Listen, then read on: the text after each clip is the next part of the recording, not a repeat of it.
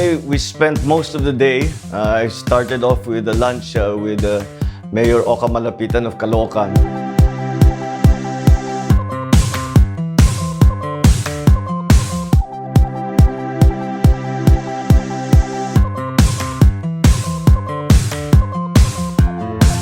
And then on to the UCC because I gave a talk on millennials and federalism.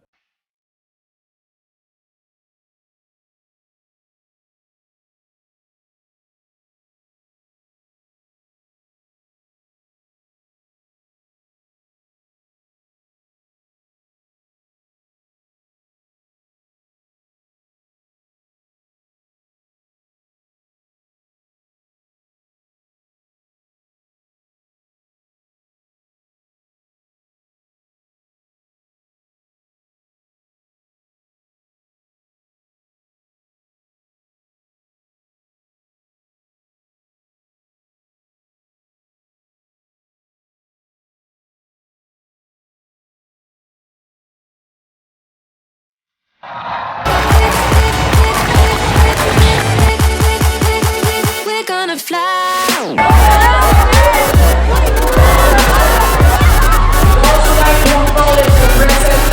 When you give these talks and you're kind of in teaching mode, when the questions come, it's never the questions that you expect. Very serious po ng tanong ko. Sana po masagot niyo po ng maayos.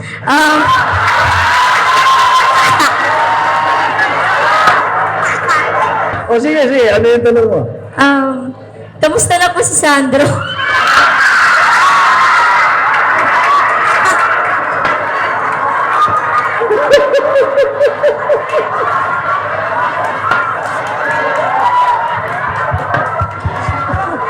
Sabi ko na nga ba, hindi ako yung inaantay ninyo eh.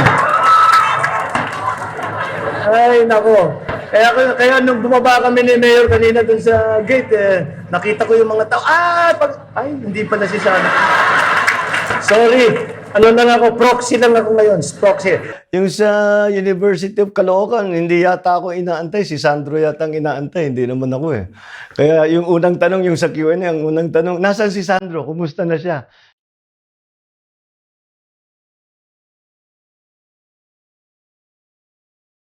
Ang mga millennial ngayon, kayo na ang majority na demographic sa buong Pilipinas. Lagi ko nga sinasabi, pagka nagkaisa ang mga kabataan, pagka nagkaisa ang mga millennial, kahit na anong posisyon sa lahat ng gobyerno, mula sa barangay officials hanggang sa Pangulo, kaya ninyong ihalal. Basta't sabay-sabay kayong gumalaw. Ganun kabigat, ganun kalaki, ganun karami. Ganun ang demographic ngayon ng Pilipinas. Sino sa inyo ang bumoto nung nakaraang halalan? Tignan mo, first time voter kayo. Oh, sino yung hindi pa nakaboto, boboto next year? Tignan mo, ang dami nito. Kayo ang aking naaalala, sinasabi ko, paano lagi natin hinihikayat ang ating mga kabataan, makihalo kayo, sumama kayo dito sa usapan ng politika, para talagang alam ninyo so that when you vote, you can make intelligent choices. Inisip ko yung edad nila, maraming ang first time, di ba nagpataas pa ako ng kamay, some first time voters, yung magpa-first time voter in 2019. Kung nakikita nila, bumoto sila, excited silang bumoto, nag-isip sila, nagdebate sila sa mga classmate nila kung sino dapat iboto. Tapos bumoto sila, tapos hindi naman nabilang. Sasabihin lang, bakit pa natin ginawa yun? Wala namang ganun din lang palang mangyayari. Yung sistema, kahit alam niyo yung sira, huwag kayong mag-give up. Kailangan ipaglaban ninyo dahil sayang naman ang Pilipinas, sayang naman yung mga kababayan natin. Kung hindi natin maayos yung mga problema na hinaharap natin. So I want them to be engaged. Because sa politics, especially the issues of federalism, for example, parang ang layo sa kanilang pang-araw-araw na buhay yun. And that's not their fault. So you have to remind them, and then isipin yung, pag may 5 minutes kayo, habang nagkakape kayo, pag-usapan ninyo ito. Importante ito. Dahil ito yung magiging buhay ninyo. And that's the point I was trying to make to them. Tanong ako, am I in favor? I'm in favor in principle of the federal form of government. What I only feel is something that we have to pay very much attention to is the transition from the unitary form of government to the federal form of government. To remind our millennials, our young people, why it's important for them to be involved in the debate, in the discussion as to what form of government we have, from the unitary to the federal. And they seemed interested, and I hope that I was able to give them some insights into the different issues surrounding it, and and at the same time pique their interest so that they are continuously involved in that debate. It was I think very useful for both the students and again for myself. Nung ako papunta rito, nag-lunch kami ni Mayo at saka ni Kong Along at saka yung kasama natin yung mga ibang mga barangay chairman. Tinatanong sa akin anong nangyari sa aking naging protesta. That protest is ongoing. Dahan-dahan, mahirap kasi hindi ako makapaniwala.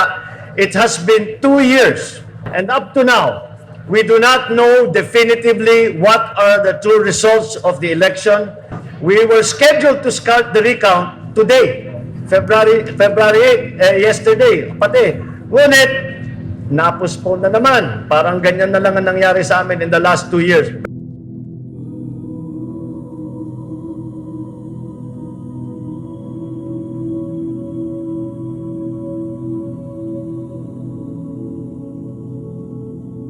After that, we went over to the Supreme Court because some group of Marcos supporters were there to rally because we were supposed to have started the recount yesterday, but it did not. We have been postponed again back to late March.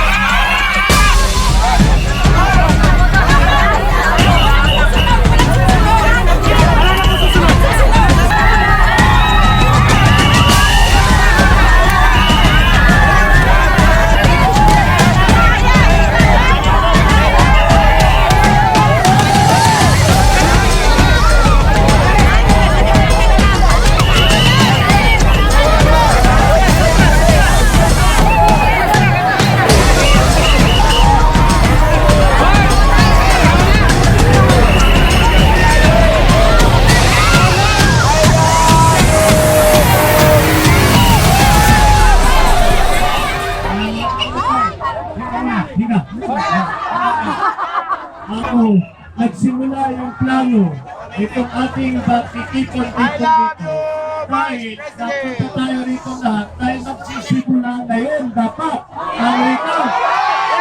Ngayon sinabi sa atin na ang unang schedule sa ating February 7 siniswerte. Pero ito na naman tayo, na-delay na naman tayo hanggang sa mga 18. Biglang gumawa si Justice Kagiwa ng bagong rules para dun sa mga revisor. Magkakaroon ng psychological test, basta binigyan ng, wala naman yun sa rules ng PET, pero siya ang in charge, so pwede niyang gawin. Nagtataka lang kami, sana ginawa na niya last year. Pwede na niyang gawin yun last year. Hindi pa naman ginawa. Ngayon pa lang na parating na tayo dun sa recount, bigla na lang nagkaroon na naman ng delay. Pero kagaya nga ng sabi ko sa doon sa mga supporter natin sa Supreme Court kahapon, ako sa kanila, stay calm, pasensya lang, alam naman tama yung ginagawa, alam naman natin tama yung ginagawa natin. You know, there's a very good saying na pinapaniwalaan ko, the truth will out. The truth will out. Kalma lang tayo, we just stay calm, pasensya lang tayo, at tayo ay sumusunod. Sumusunod tayo sa batas, sumusunod tayo sa utos ng Supreme Court. At kahit yung namamahala na si Justice Kagiwa ay hindi tayo tinutulungan, marami po tayo tahimik na nasa loob ng Supreme Court na tumutulong sa atin. Sinasabi lang natin, ipagpatuloy ninyo, pagpipilisan na natin, magbukas na tayo ng ballot box, magbilang tayo ng balota, at titignan talaga natin kung ano ba ang tunay. Kaya, itigil na yung delay. Itigil na! Simulan na! Simulan! Narikaw! Kung ano-ano ang delay debate. Ang punong tulong sa lahat ay nasa balota. Tignan na natin ang balota.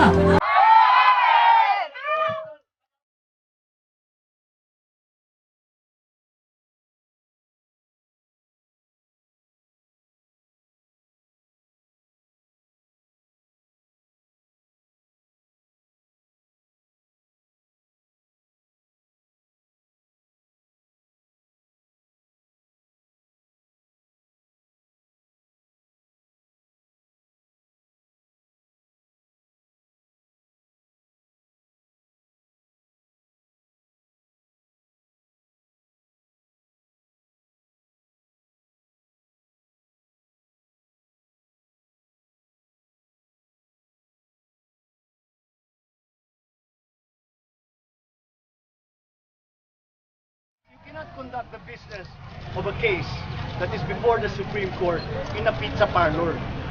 That's not a serious offer. Tignan na lang natin ang sa nakaraang ilan labis sa magdadalawang taon. Ilang na motion na final nila at kung ano-anong klaseng motion. Ang motion namin, lahat ng motion namin madaliin. Pero wag na natin pag-usapan 'yun. Bumalik tayo doon sa central question. Bakit may square yung ballot? Bakit may undervote? Bakit may boto hindi binilang? Bakit yung spoiled vote ibinilang pa rin sa kalaban?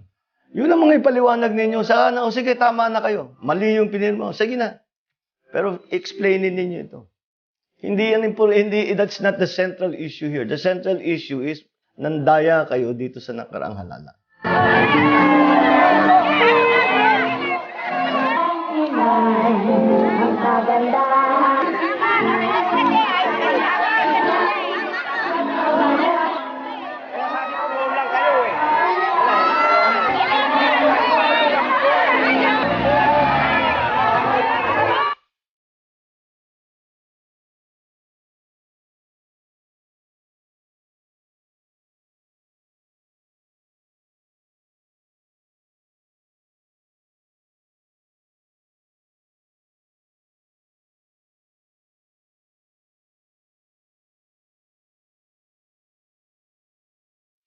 So of course we are all very frustrated and very disappointed, and the only thing we can do is to show our continuing desire that the recount begin, and that is what they were there for. And I went there just to thank them for their really overwhelming and touching support, and it's always fun to see them. They're a great bunch of people, and we owe them very much for their untiring support and expression of support for me.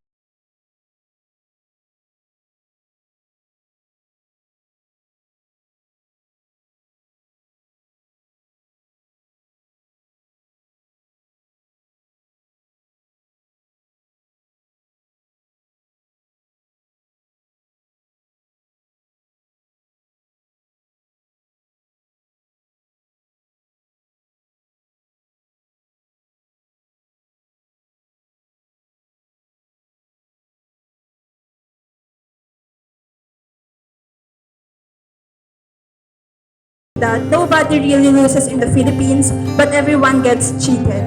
I'm afraid I have to agree with that because dito sa naging protesta ko,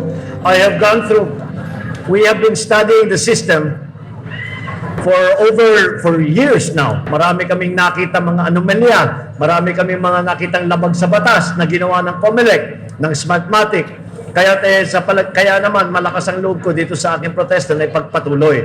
And so that yung dahilan na yan ay hindi na masabi ng sinong politiko. Tayo ay makakatiyak na pag sinabi, pinuklama ang isang kandidato, tayo nakakatiyak tayo, tanggap kaagad natin. And why is this so important? Elections are the very foundation of democracy. Patuloy itong protesta na ito dahil sa mga kabataan pagka nawala ang tiwala nila sa sistema ng pamahalaan, paano naman yan? Ibig sabihin, ang mga kabataan ay iiwas na sa mga malalaking issue sa pagtutulong sa bansa. Huwag tayong titigil. Ipagpatuloy natin. Unang magpapasalamat ako sa inyo. At kayo'y nandito na nagiging warrior ng demokrasya. Alam mo, mga bata, ano yan curious sila. They're still young, they're still learning, they're still finding out things. Yung tayo, alam na natin. But I'm always interested to know what they think. Because mundo nila ito eh. The world, since I was their age, the world has changed. Ang daming beses nang umikot ng mundo since that time when I was in school. And so, if you are going to be a leader and you want to make things better, you have to know things for what they are first. And so you ask them, ano yung buhay ninyo? Paano yung ano?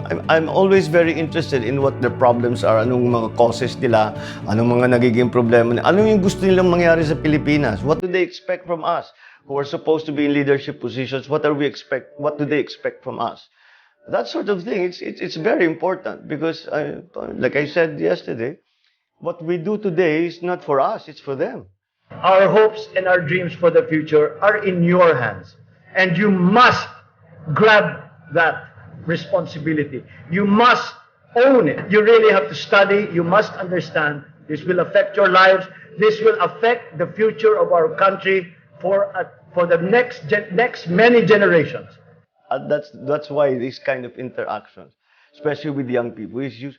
And I have to admit, on a very personal, it's so much more fun than the regular. Masaya yung mga bata eh. They're cool sila eh. Relax lang sila eh. So, it's always fun.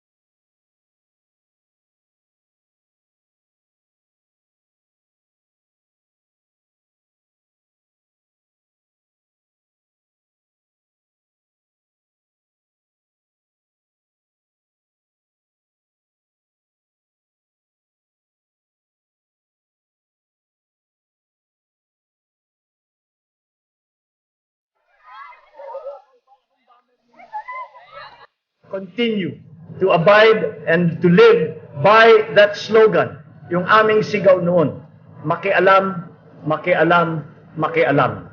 Kayo pa rin, mga kabataan, ang pag-asa ng Pilipinas. Maraming salamat at magandang hapon po sa inyo lahat.